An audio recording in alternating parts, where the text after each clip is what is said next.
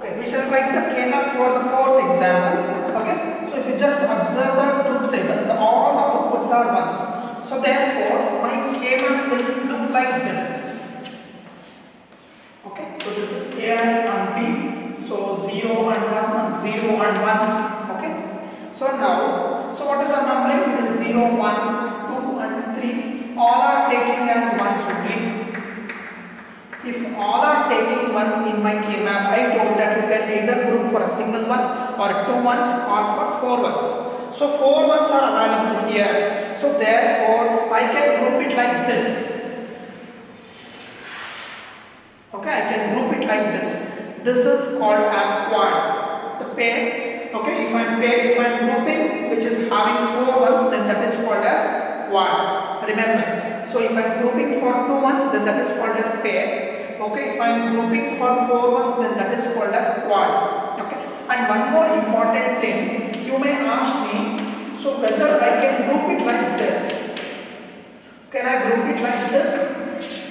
No, this is not correct, because as the rules tells, what does the rules tell? If there is a possibility of grouping for the highest number of ones, that is for either 2, 4, 8, okay, you cannot go for two pairs. You can directly go for one quad. So if I am going for one quad, then what is your expression you will be getting?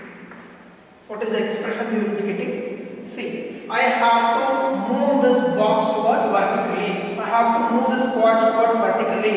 If I am moving towards vertically, then what is the answer? 0 and 1. So B will get cancels.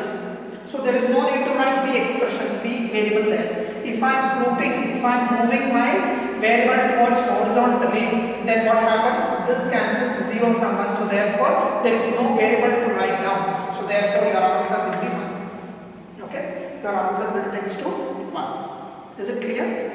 Fine. So why I am writing the expression as 1 here? Because why you are getting 1 here? Because if I am growing my quad towards vertically, it is touching both zeros and ones which get cancelled.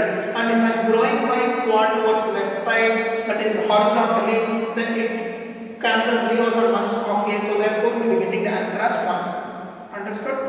So till now we have understood a single grouping, the grouping having two ones and the group having four ones, and the grouping and group having two pairs. So in the four examples we have understood all such things. Now coming to the three variable K-map, we will try to understand some more in detail.